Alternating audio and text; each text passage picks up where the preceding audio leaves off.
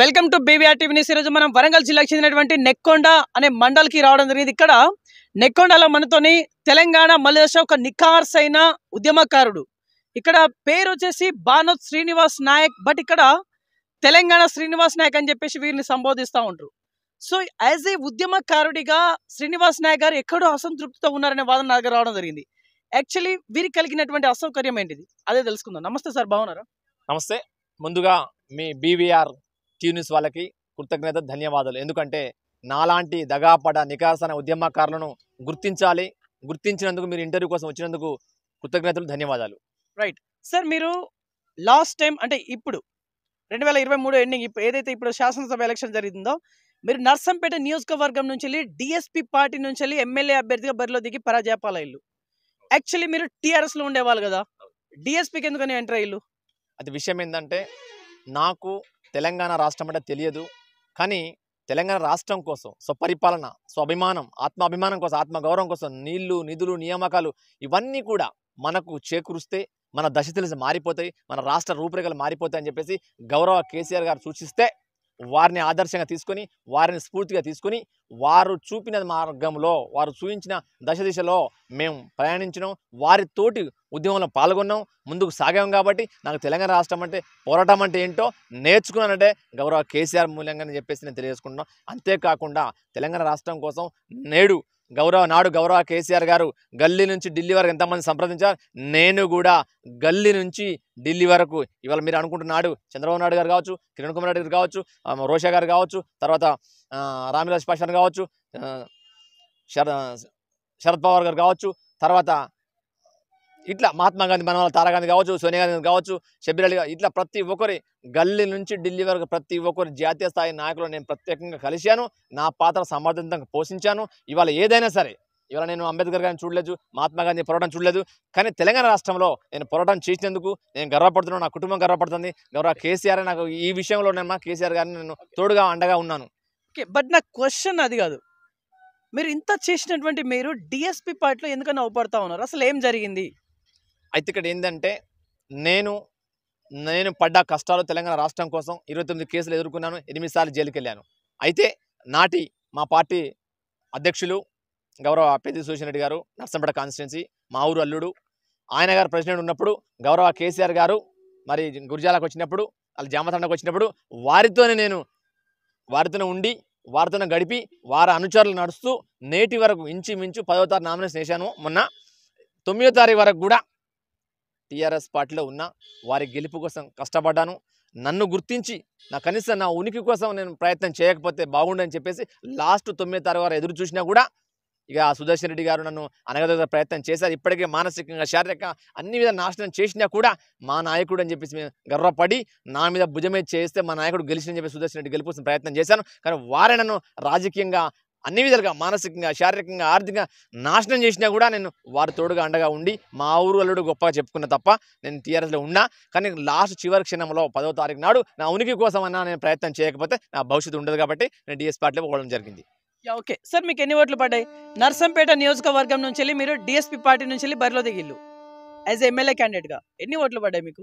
అయితే ఒకటి విషయం ఏంటంటే, 1957లో ఏర్పడిన నర్సంపేటలో అప్పటి నుంచి ఇప్పటి వరకు మరి ఒకసారి పువ్వు పార్టీ కానీ, హస్తం గుర్తు కానీ, టీఆర్ఎస్, బీఆర్ఎస్ అన్ని పార్టీలు కూడా ఒక్కసారి అవకాశం కల్పించని చెప్పి వేడుకుంటున్నాయి తప్ప, నాలాంటి దగ్గాపడ నికార్సన ఉద్యమకారుడు రావడమే మా శాపంతోనే మా గవర్నమెంట్, టీఆర్ఎస్ గవర్నమెంట్ డిజబుల్ అని చెప్పేసి నేను అనుకుంటున్నాను. ఎన్ని ఓట్లు పడ్డాయి నాకంటే గౌరవ మంత్రి గారు ఉన్నారు, చాలా మంది మంత్రి గారు, మా ఎమ్మెల్యే గారిని అడిగారు, సుదర్శన్ రెడ్డి గారు, గౌరవ సుదర్శన్ రెడ్డి గారు ఎందుకు ఓడిపోయారు, ఎన్ని ఓట్లు పడినా వాళ్ళని అడగాలి క్వశ్చన్. నాలాంటి దగాపడ్డ నికార్సన ఒక దళిత బిడ్డలు, మా ఎస్టీ బిడ్డను అడగకూడదండి.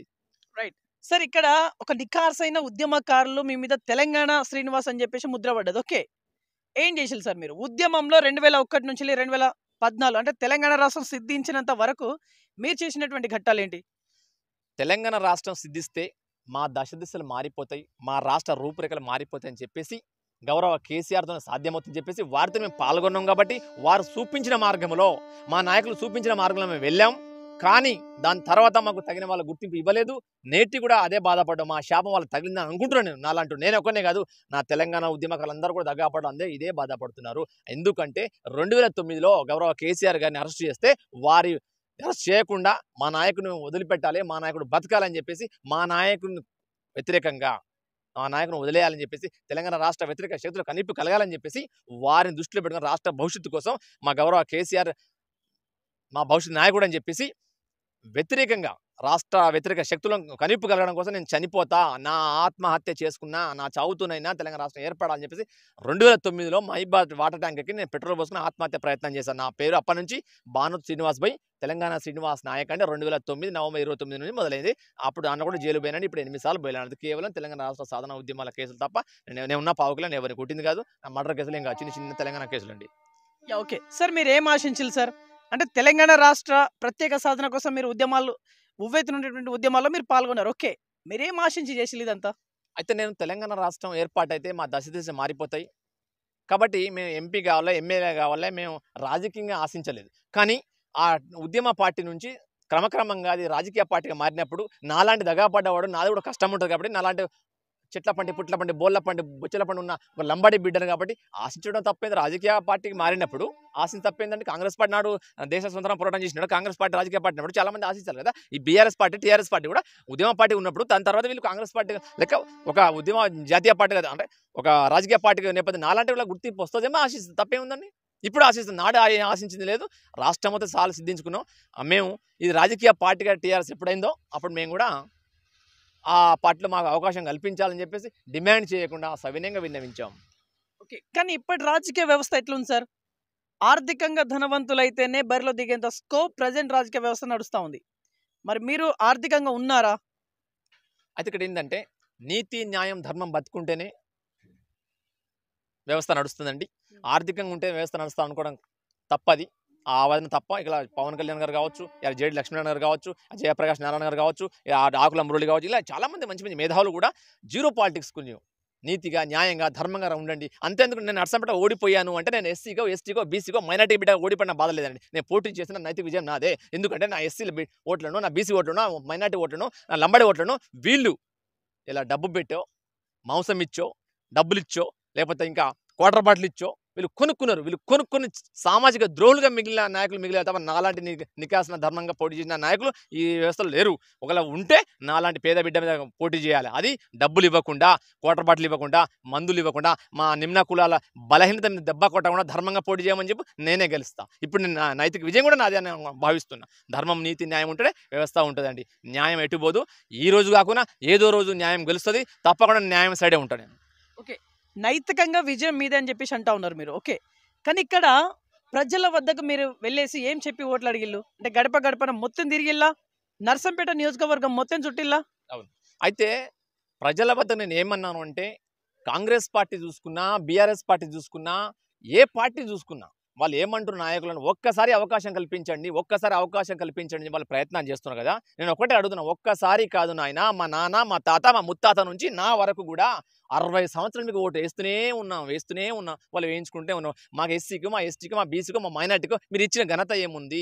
ఏమైనా ఇచ్చినా కూడా మీరు చెప్పులు వేసుకొని చెప్పు రాయి కింద నలిగిపోతుంది తప్ప నా జాతి కోసం నేను పనిచేయడానికి ఏ నాయకుడు ముందుకు రావట్లేదు. ఒక్కసారి అవకాశం 60 సంవత్సరాలు భారతదేశంలో ఇస్తూనే ఉన్నారు. అదే నిమ్న కులాలు ఇస్తున్నా లేదా?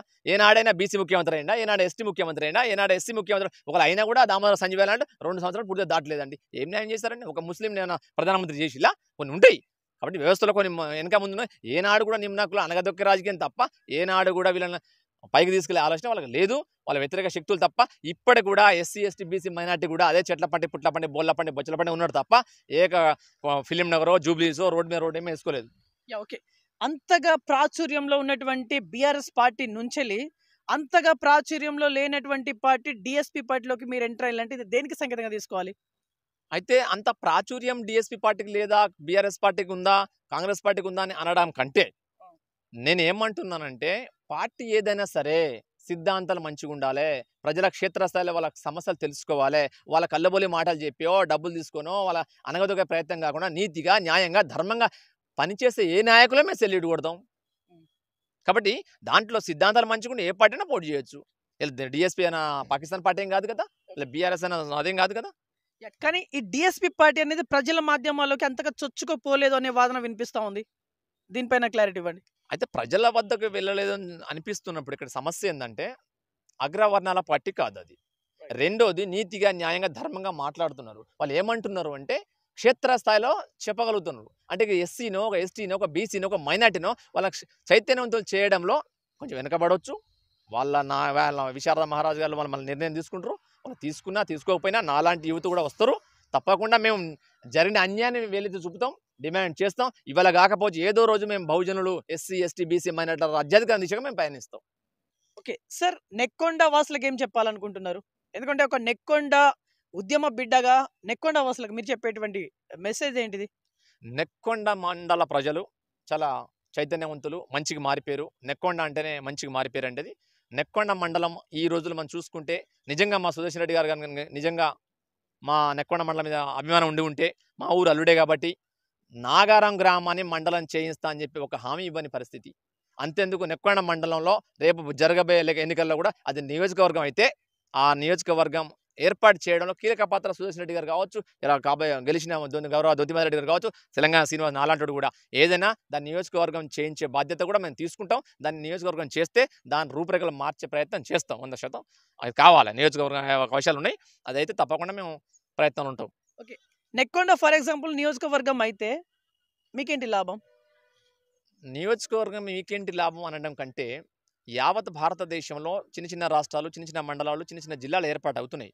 సో నా స్వార్థం ఏంటంటే నేను ఆడ జన్మస్థలం నాది, నా మండలం ఒక నియోజకవర్గం అయితే మా రూపురేఖలు మారాలి, మేము డెవలప్ కావాలి, మాకు ఆలోచన ఉంటుంది. నాకే కాదు, ప్రతి ఒక్కరు కూడా ఆడ 39 జీపీలు ఉన్నాయి, ఆ పరిసర ప్రాంతాలు కూడా మారిపోతాయండి.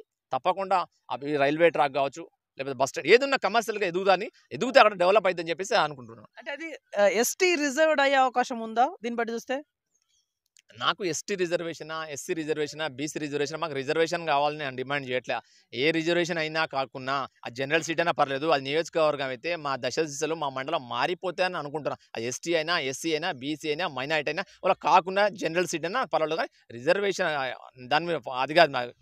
ఆ నియోజకవర్గం అయితే మాకు కొంచెం డెవలప్ అవుతుంది, ప్రజలకు ఆశించే స్థాయిలో కొంచెం పరిపాలన త్వరగా అందుతుంది, కొంచెం డెవలప్ అవుతుంది అనుకున్నాను. కానీ రిజర్వేషన్ ఎస్టీ కాకుండా లేకుండా దానికి ఆ భయం భక్తి ఏం లేదు. సార్, ఒక ఉద్యమకారుడిగా మీరు ఏం కోల్పోయారు సార్? ఉద్యమం జరుగుతున్నటువంటి ఆ పర్టికులర్ టైమింగ్స్లలో మీరు కోల్పోయినటువంటి యాక్టివిటీస్ ఏంటి? ఉద్యమం జరిగినప్పుడు నా రాష్ట్రం, నా స్వపరిపాలన, మా దశ దిశలో మారిపోతాయి, మా రాష్ట్రం మాకు వస్తుంది, మాకు ఆత్మాభిమానం పెరుగుతుంది అని సంబరపడ్డాను. నేను గల్లీ నుంచి ఢిల్లీ వరకు జాతీయ స్థాయి నాయకులను కూడా కలిశాను. సో ఆ నేపథ్యం పూర్వ చరిత్ర అనేక మ్యాగజైన్లో కూడా వచ్చింది. ఆ నేపథ్యం ఉంది కాబట్టి అప్పుడు నేను సంబరపడ్డాను. రాష్ట్రం వచ్చిన తర్వాత మా బతుకులు, ఉద్యమకారుల బతుకులు, మా రాష్ట్రంలో కొంతమంది వెనకబడిన వాళ్ళ బతుకులు ఈ రకంగా దుర్భర దారిద్ర్య జీవనం మేము పోతామనే విషయాన్ని మేము ఊహించలేదు. ఇప్పుడు నిజంగా మా దుర్భర దారిద్ర్య జీవనం గడుపుతున్నాం. అయినా కూడా మా అంతరాత్మ చంపుకున్నాం, మా ఎవరి దగ్గర అర్రులు చాచట్లేదు. కాబట్టి మమ్మల్ని అనగదొక్కే పైనగా వాళ్ళు పెట్టుకున్నారు తప్ప డెవలప్మెంట్ నాకేం చూపించట్లేదు. అదే నీళ్ళు అదే ఏం పెద్దగా ఎఫెక్ట్ ఏం లేదు. ఆంధ్ర పాలన కూడా మనకు చేసింది లేదు, వీళ్ళు చేసింది ఇదే ఉన్నదండి. మొత్తం ఉద్యమకారులు ప్రతి ఒక్కరిని కూడా అనగదొక్కే ప్రయత్నం చేసింది మాకు. ఓకే, మిమ్మల్ని టార్గెట్ చేస్తూ కొంతమంది రాజకీయంగా ఎదగనీయకుండా చేసిళ్ళు అనే వాదన వినిపిస్తూ ఉంది. ఇందులో వాస్తవం ఉందా? 100% ఉందండి. నన్ను రాజకీయంగా నా పోరాట నేపథ్యం తెలిసి వ్యక్తి కూడా గౌరవ మాజీ ఎమ్మెల్యే గారు పెద్ది సుదర్శన్ రెడ్డి గారు, మా నాగారం ఊరల్లుడు, ఆయన గారే నన్ను రాజకీయంగా, మానసికంగా, శారీరకంగా అన్ని విధాలుగా అనగదొక్కింది గౌరవ పెద్ది సుదర్శన్ రెడ్డి గారే. ఇలా తేడా లేదు, 100% కరెక్ట్ ఇది. ఏంటి మీకు రావాల్సినటువంటి ఆ సాఫల్యాన్ని రానియకుండా చేసినటువంటి ఏంటి అవి? అయితే ఇంకోటి, నాకు రావాల్సినటువంటి క్వశ్చన్ కంటే నాకు ఇచ్చింది ఏంటి వాళ్ళు? గౌరవ సుదర్శన్ రెడ్డి గారు నాకు రావాల్సింది నాకు ఇచ్చింది ఏంటి వాళ్ళకి, అది క్వశ్చన్ వాళ్ళని అడగాలండి. ఈ క్వశ్చన్ కూడా నేను చెప్పే ఆన్సర్ కూడా నేను వాళ్ళ విజ్ఞత వదిలేస్తాను. ఆయన పెద్దవాళ్ళు, మా అధ్యక్షుడు ఇవాళ మాజీ ఎమ్మెల్యే అయిపోయారు. నాకు ఏం చేశాడనే నా పాయింట్. గౌరవ పెద్ద సుదర్శన్ రెడ్డి గారు మా ఊరు అల్లుడు, నాగారం అల్లుడు, మీరు ఆయన సుదర్శన్ రెడ్డి గారు గెలిస్తే నా భుజమే చేస్తే నేను వారం స్థానం చేయలేదు. వారంలో స్థానం ఎందుకంటే మా అన్న గెలవాలి, మా నాయకుడు గెలవాలని గొప్పగా అనుకున్నా. ఆయన నాకు చేసింది ఏంటిది? ఓకే, చెప్పండి సార్. మీకు ఆయన నాకు చేసింది ఏంటి అని చెప్పేసి క్వశ్చన్ చేస్తూ ఉన్నారు. ఏం చేయాలి మీకు? ఆయన ఏం చేసినా చేయని పరిస్థితి. ఆయన ఎలాగంటే నాకు ఒక్కనికే కాదు, ఎస్సీ, ఎస్టీ, బీసీ, మైనార్టీలకు ఒక్క నాయకునికైనా, ఒక్క ఉద్యమకారుకైనా, ఒక్క ఎస్సీ బిడ్డనో, ఎస్టీ బిడ్డనో, మైనార్టీ బిడ్డనో, ఒక బీసీ బిడ్డనో సుదర్శన్ రెడ్డి గారు నా శిష్యుడు అని చెప్పండి. ఒక్కరిని న్యాయం చేసి చూపించండి. దాఖలాలు లేవు. ఆయన చేసే వ్యక్తిత్వం కాదు, ఆయన చెయ్యడు కూడా. ఓకే. కానీ ఇక్కడ ఉద్యమకారులు చాలా స్వచ్ఛమైన మనస్తత్వంతో కలిగి ఉండాలని జెప్పేసి, ఎట్లాంటి పదవులు ఆశించొద్దని జెప్పేసి అంటా ఉంటారు గదా! అవును. మీరెందుకు ఆశిస్తా ఉన్నారు మరి? నేను ఉద్యమ నేపథ్యంలో నేను ఎమ్మెల్యే కావాలనో, ఎంపీ కావాలనో నేను ఆ ఉద్దేశ్యం లేదు. మా జేఏసీ నుంచి క్రమక్రమంగా టీఆర్ఎస్ నుంచి క్రమక్రమంగా పార్టీ రాజకీయ పార్టీగా మారినప్పుడు, ఆ వ్యవస్థలో కొన్ని కారణాలను బట్టి, సమీకరణలను బట్టి అది రాజకీయ పార్టీ మారినప్పుడు మేము కూడా రాజకీయంగా ఎలాలి, ఎదగాలనే ఆశ ఉంటది. మనిషి ఆశాజీవి. నేను కూడా భయంకరమైన ఆశాజీవిని. తప్పేముంటండి? రాజకీయ పార్టీగా మారినప్పుడు మనం రాజకీయంలో ఆశిస్తే తప్పేంది? నాలాంటి ఎస్టీఓ, ఎస్సీఓ, ఒక బీసీఓ, మైనార్టీ ఆశించకూడదా? నేను ఏమంటున్నా, సుదర్శన్ రెడ్డి గారు ఎమ్మెల్యే గెలిచిన తర్వాత ఒక్క నాయకుని కన్నా, ఒక ఎస్టీ నుండి, ఒక ఎస్సీ నుండి, ఒక బీసీ నుండి ఎవరినైనా ఒకరిని న్యాయం చేసినట్టు చూపించు దాఖలాలు లేవు. ఓకే. సరే ఇప్పుడు ప్రెజెంట్ మీ పొలిటికల్ భవిష్యత్ అనేది ప్రశ్నార్థకంగా మారిందా? క్వెషన్ మార్క్ ఇస్తా ఉన్నారు. ప్రశ్నార్థకంగా మారిందా? నాకు ప్రజల ఆశీర్వాదం ఉంది, సర్వజన ఆశీర్వాదం ఉంది, విశ్వజన ఆశీర్వాదం ఉంది. నాకు రాజకీయ భవిష్యత్తు బ్రహ్మాండంగా ఉంది. నేను ముసలోడిని కాదు, నాకు 60-70 ఏళ్ళేం కాదు. నేను కూడా 40 సంవత్సరాల లోపే, 38 సంవత్సరాలు. నాకు రాజకీయ భవిష్యత్తు పుష్కలంగా ఉంది. మీ అందరి ఆశీర్వాదం ఉంది, సర్వజన ఆశీర్వాదం, విశ్వజననీ ఆశీర్వాదం ఉంది. కాబట్టి నాకు ఎలాంటి డోకా లేదు. నేను తప్పకుండా ముందుకెళ్తా. మరొక్కసారి అవకాశం ఉంటే మళ్ళీ పార్లమెంటు ఎంపీగా కూడా పోటీ చేసే అవకాశాలు నాకున్నాయి. నేను తప్పకుండా చేస్తా. ఓకే. ఏది డీఎస్పీ నుంచెలేనా? అయితే ఇక్కడ మన కాన్సెప్ట్ ఏందంటే, నా ఒక్కటే, మా ఎమ్మెల్యే గారు, మాజీ ఎమ్మెల్యే గారు మా ఉద్యమ నేపథ్యం నేర్పారు, దశలు చూపించారు, కొంత మార్గం చూపించారు. వారు నన్ను ఏ విధంగా అనగదొక్కారో నేను వారు శ్రీరాములైతే నేను లక్ష్మణ్గా ఉంటా. ఆయనతోటి పక్కా మళ్ళీ పోటీ చేస్తా. ఎమ్మెల్యేగో ఎంపీగో గెలిచి మళ్ళీ సుదర్శన్ రెడ్డి దగ్గరే పోతా. మరి నేను గెలిపి చూపిస్తా. వాళ్ళ లక్ష్మణ్ రాముడు, నేను లక్ష్మణ్గా ఉంటా. కానీ నేను భరతుని గాను. మరలా సుదర్శన్ రెడ్డి గారి దగ్గరనే ఉంటా అంటున్నారు. అంటే మరలా మీరు బీఆర్ఎస్ వైపు వెళ్ళబోతున్నారా? సమస్య మీకు అర్థం కావట్లేండి. నేను ఏమంటున్నానంటే, సుదర్శన్ రెడ్డి గారిని రాజకీయ అవకాశం లేకుండా, నాకు గుర్తింపు లేకుండా అనగదొక్కారు కాబట్టి వాళ్ళు శ్రీరామచంద్రులని నేను గౌరవిస్తున్నా. నేను లక్ష్మణ్గా గెలిచి వారికి చూపిస్తా అని అంటున్నా.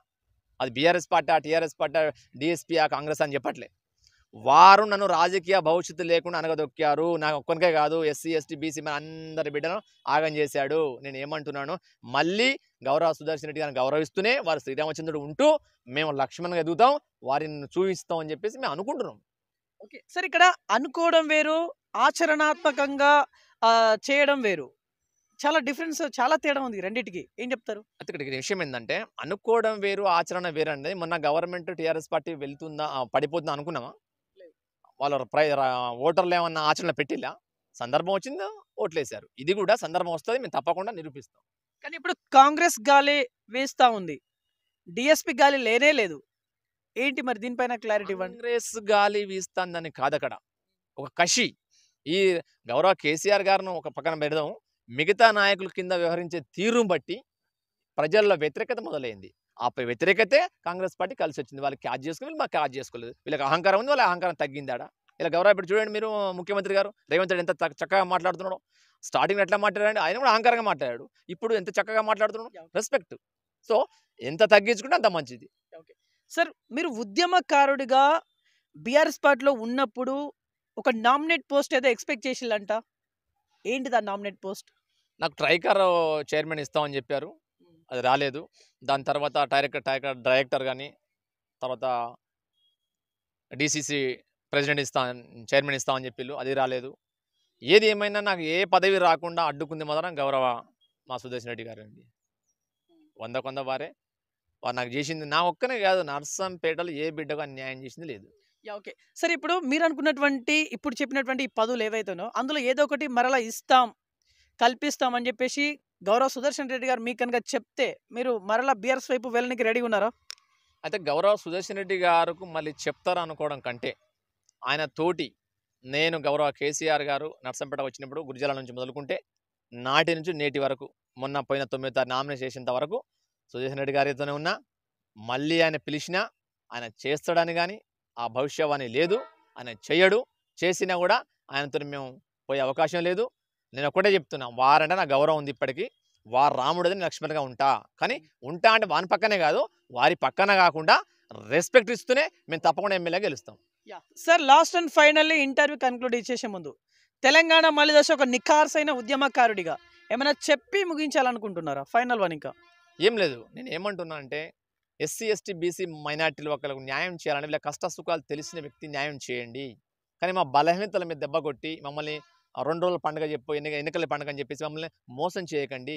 మా ఎస్సీ ఎస్టీ బీసీ మైనార్టీల పాపాలు తగులుతాయి, వారు న్యాయం చేసే ప్రయత్నం చేయండి. చేయక మీకు సాధ్యం కాకపోతే వదిలేయండి, కానీ చేస్తామని చెప్పేసి వాళ్ళను మానసికంగా శారీరకంగా అన్ని విధాలుగా అనదొక్కి మమ్మల్ని ఉనికి లేకుండా చేసే ప్రయత్నం చేయకండి. అలా చేస్తేనే మీకు సర్వజనము ఆశీర్వాదం ఉంటుంది. కానీ మోసం చేస్తే పైన దేవుడు అంటుంటాడు, నీతి న్యాయం ధర్మం ఏదో రోజు గెలుస్తుంది. ఏదో రోజు మాత్రం బడుగు బలహీన వర్గాల రాజ్యాధికారం తీసుకెళ్తుంది. ఆ రోజు కూడా మేము కసి తీర్చుకునే ప్రయత్నం చేస్తాం. కానీ మేము మీలాంటి మూర్ఖులం కాదు. కాబట్టి తప్పకుండా మేము ఏ స్థాయిలో ముందుకు వెళ్ళినా కూడా తప్పకుండా మేము వాళ్ళని కూడా ఆకట్టుకుంటాం, వాళ్ళకు కూడా న్యాయం చేస్తాం. కానీ మమ్మల్ని ఈ నిమ్న కులాలను అనగదొక్కే ప్రయత్నం చేయకండి అని చెప్తున్నాను. ఓకే సార్, యాక్చువల్లీ ఇంకో క్వశ్చన్, మీరు నర్సంపేట నియోజకవర్గం నుంచి బరిలో దిగి పరాజయపాలయ్యారు డిఎస్పీ పార్టీ నుంచి వెళ్ళి. నర్సంపేట నియోజకవర్గ ప్రజానికానికి ఏమైనా విన్నవించుకోవాలనుకుంటున్నారా ఒక కంటెస్టెడ్ ఎమ్మెల్యే క్యాండిడేట్గా? నర్సంపేట నియోజకవర్గ ప్రజలు చైతన్యవంతులు, మంచికి మారిపోయారు. నేను ఏమంటున్నా, వాళ్ళు చైతన్యవంతులు ఎందుకంటే ఆ పోరాట నేపథ్యం ఉన్న గడ్డ. నాటు సిపిఐ నుంచి చూసుకున్నా అది వామపక్ష భావజాలం ఉన్న గడ్డ, చాలా తెలివిగల గడ్డ. ఆ ప్రజలను మేము గౌరవిస్తాం. ఇవాళ మేము ఓడిపోవచ్చు, కానీ వాళ్ళ ఆశీర్వాదం మది ఉంటుంది. కాబట్టి ఒకసారి అవకాశం ఇవ్వకపోవచ్చు, కానీ దశల వారీగా నేను ఏమంటున్నాను, అక్కడ ఎస్టీలా కాదు ఎస్సీ బీసీ మైనార్టీ ఓట్లు ఎక్కువన్నాయండి. అగ్రవర్ణ రేట్లు 8,000 దాటలేదు. మా నిమ్న కులాల ఓట్లు ఎక్కువన్నాయి. కాబట్టి నిమ్న కులాలలో చైతన్యం వస్తుంది. తప్పకుండా వారు విలేచిన తీర్పిచ్చే అవకాశాలు ఉన్నాయి. వాళ్ళు చాలా తెలివిగల వాళ్ళు. వాళ్ళని మేము గౌరవిస్తూనే వారు కూడా తుది తీర్పు కూడా బ్రహ్మాండంగా ఇస్తారు. ఆ గెలుపు పక్కన వాళ్ళు తప్పకుండా చేస్తారు.